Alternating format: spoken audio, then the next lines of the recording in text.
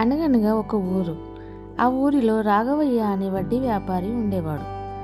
రాఘవయ్య వడ్డీల మీద వడ్డీలు వేస్తూ ప్రజలను మోసం చేస్తూ సొమ్ము చేసుకునేవాడు.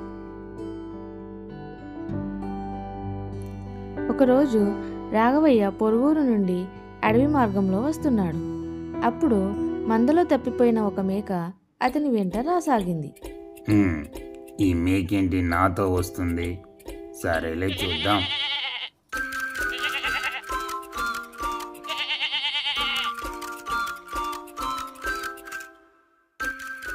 మళ్ళీ వస్తుందేంటి? ఓ, దీన్ని మనం ఇంటికి తీసుకెళ్ళి పాలతో వ్యాపారం చేసి సొమ్ము చేసుకోవచ్చు. ఉచితంగా వస్తే మనం ఎలా వదులుకుంటాం? పద పద బుజ్జి మేక, బుజ్జి మేక, బుజ్జి మేక, ఇంటికి వెళ్దామా అంటూ చాలా హుషారుగా శెట్టి గారు మేకతో ఇంటి బాట పట్టాడు. ఊరవతల కొందరు స్నేహితులు మాట్లాడుకుంటున్నారు. అరే, మన ఊర్లో ఉన్న శెట్టి గారు మోసంతో డబ్బు చేసుకుంటున్నాడురా.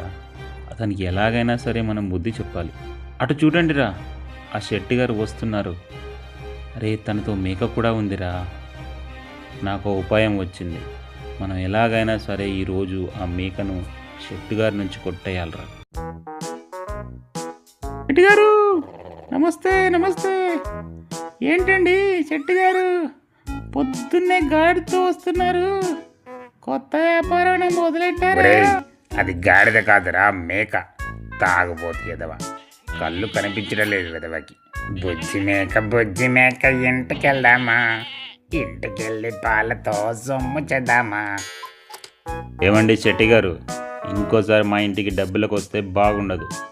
నేనే డబ్బులు పంపిస్తా. అయినా ఏంటి ఈ గాడిదతో తిరుగుతున్నారు? వీడు కూడా గాడిదంటాడేంటి? ఈ ఊర్లో ఏ ఒక్కడికి కూడా కళ్ళు కనిపించవు. చిచ్చి.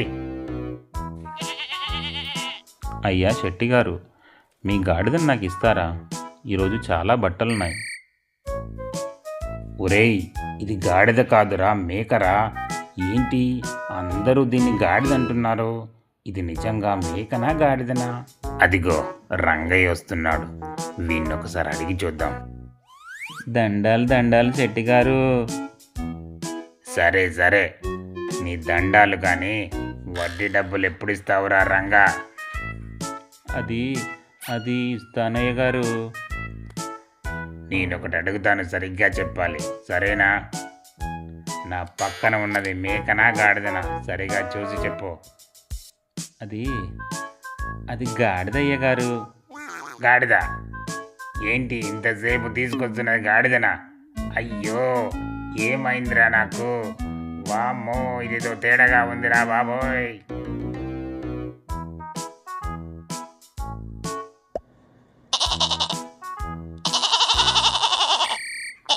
అంటూ అక్కడి నుంచి పారిపోయాడు. ఇంతలో దూరం నుండి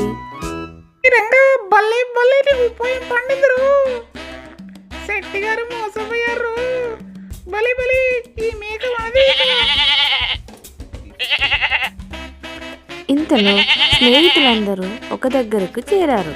అందరూ కలిసి శెట్టి గారికి మంచి గుణపాఠం చెప్పారని అనుకున్నారు. కథలో నీతి: ఒకరిని మోసం చేస్తే ఎప్పుడో ఒకప్పుడు మనము మోసపోతాము. కాబట్టి నీతి నిజాయితీతో జీవనం సాగించాలి.